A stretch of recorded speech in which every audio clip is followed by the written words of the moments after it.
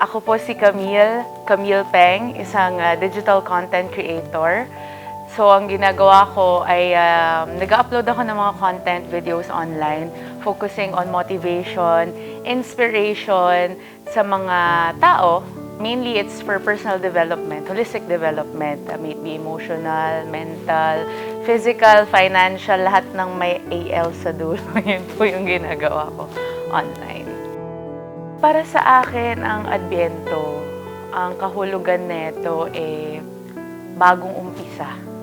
Ayan, kahit nasa dulo siya ng taon, it symbolizes new beginnings. In a way na kahit na ang daming pinagdaanan sa buong taon, kahit na ang daming mga problema, ang daming mga sinubok sa buhay mo, ang Advent yung isa sa mga paalala sa atin na laging pwedeng mag-umpisa.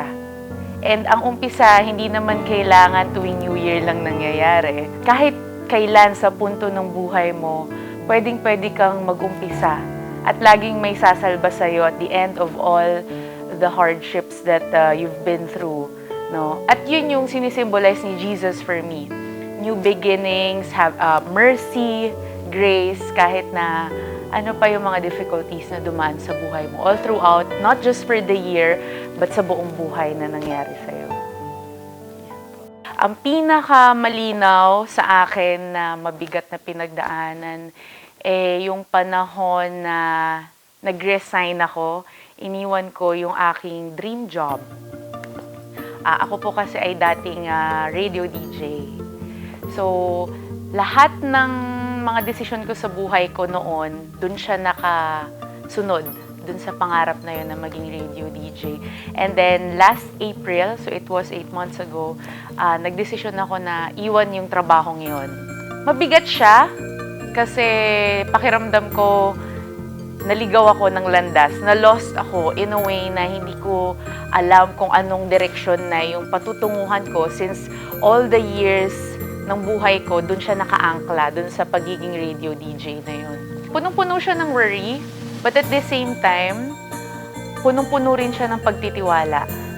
Kasi kahit hindi ako sigurado sa kung ano yung next steps ng buhay ko, nandun yung paniniwala, pagtitiwala, na si Lord, binigay niya sa akin yung signs na, okay, Camille, you just have to trust dahil meron akong mas malaking plano para sa'yo.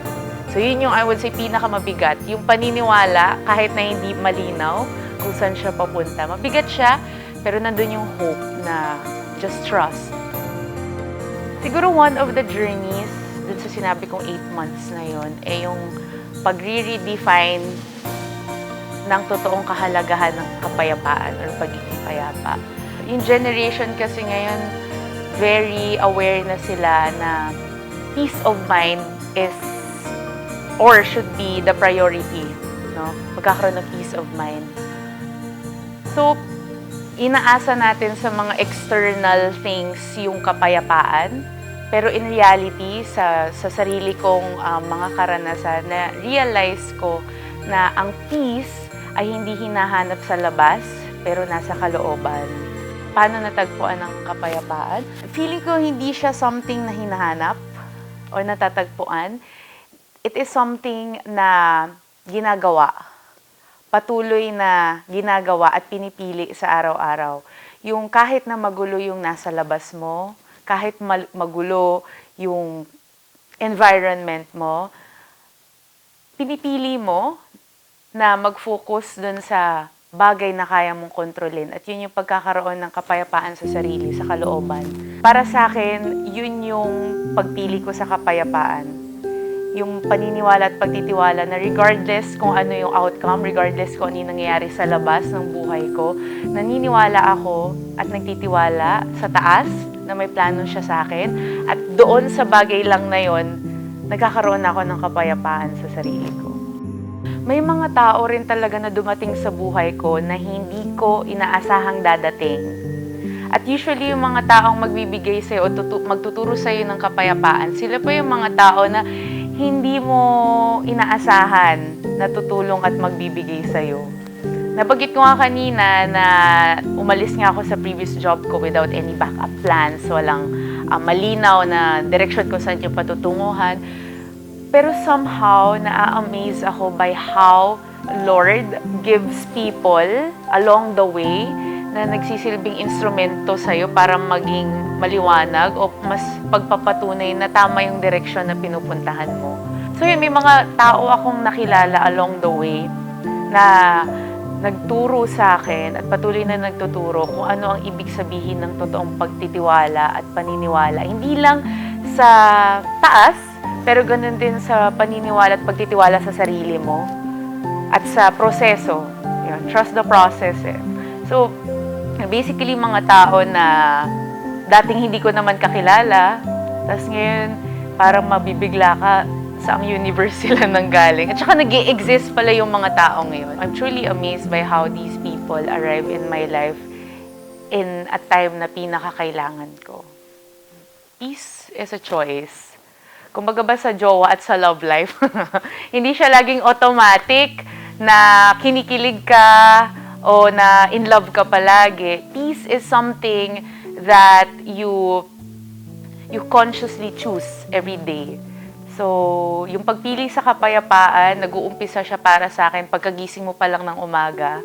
Ano ba yung mga habits or ano ba yung una mong gagawin sa umaga para ma-establish yung peace na gusto mong magawa dun sa all throughout of the day. So, for example, ako ang ginagawa ko po every day, puyat man or hindi, pagkagising ko, luluhod kagad ako, magpapasalamat na nagising pa ako. At paghihingi din ng guidance na sana tong araw na to maging payapa din. Pero expected ko na rin yun at the back of my mind na hindi yan magiging payapa, Camille. Maraming susubok, no? Nandiyan yung traffic, again yung mga sinabi ko kanina, external factors. Pero it's really important that you, yourself, you have these routines na magiging foundation mo of having a peaceful day and moving forward a peaceful life as a whole. Peace is something that you can find internally. So sa bawat tao na nanonood at nakikinig nito, yung kapayapaan hindi siya hinahanap sa labas. Magiging thankful tayo, no? And don't forget to appreciate all the things that you have around you, your family, your job, your friends, source of income, or anything. No? Huwag natin kakalimutan to appreciate and give gratitude sa lahat ng mga nasa paligid natin. But at the same time, huwag natin iasa yung kapayapaan ng loob natin dun sa mga bagay na yon. Kasi kapag nawala yon, paano ka? Diba? So always find peace inside of you. Peace inside your heart. At naniniwala ako na lagi siyang mag-uugat sa pagkakaroon ng pagmamahal. Pagmamahal sa sarili, lalong-lalo na pagmamahal sa taas. Kapag puno ka nun, yung kapayapaan or peace na tinatawag, kusa na lang siyang dadating. At ganun din na aapaw na lang siya palabas hanggang sa masishare mo siya at magiging blessing ka rin sa ibang mga tao sa paligid mo. Kung gagawan ko po kasi yung sarili ko ng theme kung anong itsura ng 2025 or one word for 2025, I would say that is trust. Kapag may tiwala ka na magiging okay yung lahat or na may plano yung Diyos sa'yo, kusa na lang darating yung hope, yung pag-asa. Sa mga nanonood, sa mga nakikinig ngayon na ang daming mga nangyayari sa paligid natin na hindi maganda. Sa gobyerno natin, sa nangyayari sa mundo. Pero wag natin kalimutan na magtiwala pa din. Magtiwala sa kagandahan ng buhay, sa kabutihan ng mga tao sa paligid natin. Kasi yung tiwalang yun yung magbibigay sa atin ng hope, ng pag-asa na laging may liwanag sa kahit na anong klase ng kadiliman. At ganun din sa kung gaano kahirap yung pinagdaanan mong taon sa 2025, ang Advent ang magsisilbing paalala na laging may pag-asa at laging magiging maliwanag ang kinabukasan, lalo na para sa susunod na taon na darating.